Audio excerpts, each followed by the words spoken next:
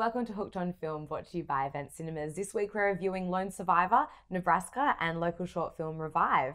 This week, Kanye West has enlisted the help of Bret Easton Ellis to write the screenplay for Yeezus, which, as far as I'm concerned, is the coolest thing to ever happen anywhere ever. I'm so excited. I can't believe it. It's going to be awesome. It's going to be great. Bret Easton Ellis wrote the book for American Psycho, Rules of Attraction, but I mean, he's It'll awesome. just be crazy. That's what I'm excited for. I feel Yeezy's a bit obsessed with American Psycho, so I think, I mean, he did use, a little Huey Lewis scene with Scott Disick as Christian Bale as the ad for Yeezus, so that's, I think, why he's got him on board, which is exciting.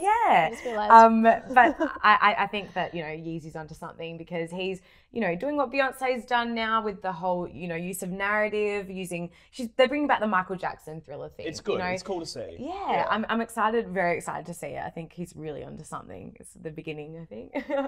Yeah. Directed by Peter Berg, Lone Survivor is the incredible true story of 4 Navy SEALs cut off from help in remote Afghanistan. Isolated and surrounded by enemy fighters, the 4 men are faced with an incredibly difficult moral decision. Starring Mark Wahlberg, this film shows how these real soldiers faced incredible strengths and courage to survive.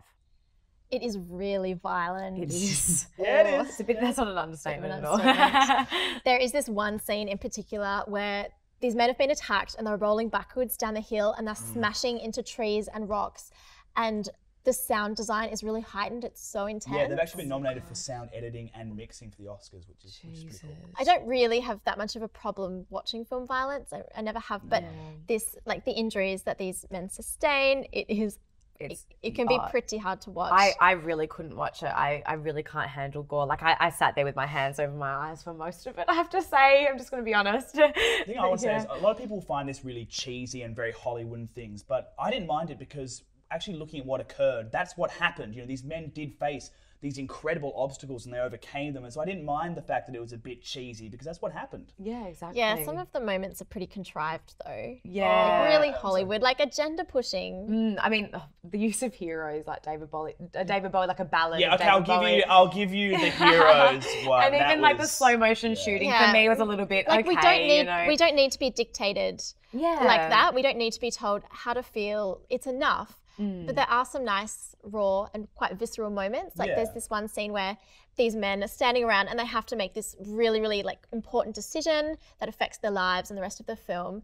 And the dialogue is really authentic and their performances are as well. It's really good. Yeah. It's the same like the light-hearted bits as well. I thought they were really well acted and well executed, and it's nice to have the counterbalance to these horrific events. And then there's moments of genuine humour. I mean, is that how guys talk? Because I feel like that's how they talk. It was real enough. Kristian, yeah, no, I've never been in a war, so I can't really tell. But if I ever do, I'll let you know. You'll talk if that's like how that, great. Yeah, Awesome. I think the real footage was really important. I mean, to have in the beginning of the film and the end of the film to show that these were real people. This is the way that they train. It was crazy. I mean, what they had to do. That's Peter Berg, who created Friday Night Lights, one of my favourite shows. And it's awesome to see him after so long finally breaking into Hollywood. That's great. And he likes working with Taylor Kitsch. And we quite liked Taylor Kitsch. That was, I liked the part where he was shirtless. Yeah, that was probably my favourite part of the whole film. That was at the start of the film. We could have just left after that. Yeah, I could have actually. No, it was good. Yeah, it was a great film. I just couldn't really handle the gore. So I think I'm going to give it 3 stars. I'm going to give it 3.5 stars. I'm giving it 3. Also out this week is Wolf Creek 2 and The Weekend. Nebraska is the story of Woody Grant, a senile alcoholic who receives an email one day claiming that he has won $1 million. Utterly convinced of its truth, Woody sets out on a road trip to Nebraska with his estranged son to claim his prize. What a hilarious film. I love dark humour. It was so good. Just my kind of humour. Yeah, it's real. I mean, you've really got to watch it and, be in it. But I loved it. June Squibb was such a standout for me. She's hilarious as a mother. I just have to say, June Squibb, you are an 84-year-old lady and I freaking love you. So much attitude. So much attitude. I love her. And the film is shot in this beautiful and stark black and white. And normally I feel like any contemporary film that uses black and white, it has to really be justified. And here it is. Like, it's not just for nostalgia, but it's really about the decay of the characters and the decay of this town in Nebraska that they go to. Yeah. And actually the studios didn't want it to be in black and white. I guess they thought maybe it would put people off, but actually audiences responded really, really well to it. So they let it slide. You talked about June Squibb before. I want to talk about Will Forte because I grew up watching Saturday Night Live and he was always this buffoon and really heightened and everything like that, and he just stripped it all the way back. It was almost like Jim Carrey in Eternal Sunshine. It was just so good to see him compete with these really amazing actors and do really well. Yeah, he's raw. He's just acting. Yeah, it's just great. Just being himself. But I just love the whole like world that Alexander Payne creates, and he grew up in Nebraska. Cool. So obviously it means quite a lot to him, and the texture, like the atmosphere that he creates in like the detail in these people's houses and in the way that they look and dress, like it's really beautiful. It's so good. Great. And also I thought that Payne wrote it, but it's actually an unknown, and he's just come out with this amazing script. So much like his humour, though. Yeah, it is. The best thing about that script is the fact that at the end of the day, it's just about a father and son relationship. Yeah, and that's what's really cool. It reminded me all the way back to a lot of Seinfeld. I don't know why. It's just like that humour. Kitschy, like you can get it. It's about, everyday things, but it's still very, very funny. You know?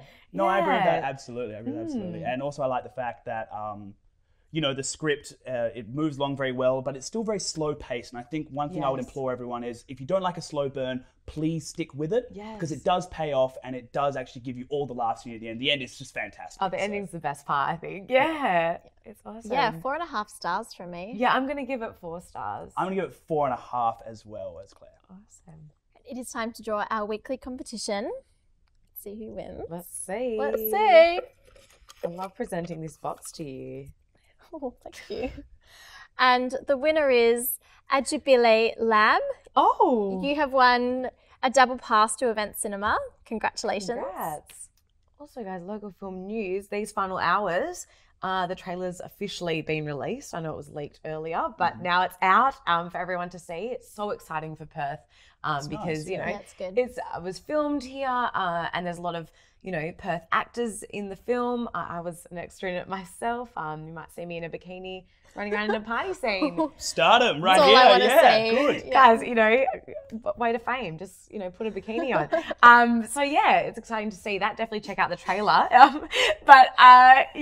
Also Warwick Thornton, the amazing director of Samson and Delilah. Yes. The Dark Side, his new Indigenous film, is out and showing at the Perth Film Festival. Excited. On Feb 24th. So excellent. Yeah, go check that out.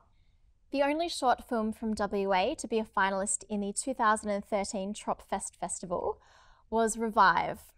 Each morning, a businessman stops outside the bedroom of a sick little boy and entertains him.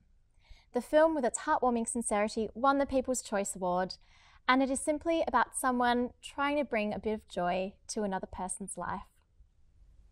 What a beautiful script. So heartwarming. I mean, there's not much more you can get from a film, There was moments where you were going to cry, there's moments where you laugh, there's moments, where you smile. I thought it was beautiful, and I thought the actors did an amazing job as well in the film. Yeah, a lot of us actually watched it together, a lot of the Hooked On film people, and we saw all the films, obviously, that were there.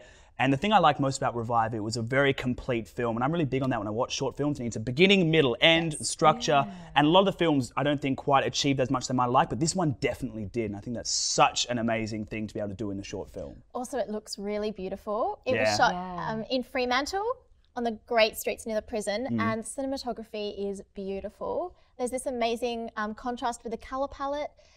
The little boy's room is cold and blue, and the streets outside are warm and bright, and it's just beautiful. And I am off to talk to the co-writer and director, Ruben, and one of the co-stars, Brodie. Have fun, I'll see you later. Hey, I'm here with Brodie and Ruben from Revive. Thanks for coming on the show. No worries. Thanks for having us. So, Ruben, the Trop Fest signature item this year was change, and we saw all the films, so we saw all the different interpretations. So can you tell us, why did you choose to depict change through this particular idea? Well, we wanted to make a film about a guy who, I guess, changes the way that he lives entirely. So we picked that, or I printed out that sticker that has Gandhi's quote on it about change. And we thought if we put that sticker on his briefcase, then that'd kind of depict the kind of guy that he is, which is that, he doesn't want to live his monotonous life anymore of just going to work 9 to 5. And I think that is pretty relatable because, you know, like the reason why I make films is because, you know, I want to be doing something that I love all the time. So yeah, I just thought somebody who sort of changes the way they live by doing what they love, I guess, is a good story. Yes. And Brodie, in the film, you had no dialogue at all, and you were never in the same room or in the same shot with your co-star. So as an actor, how was this role challenging? Well, one of the obvious challenges is obviously with sort of normal acting, you always have a scene partner to work with and feed off.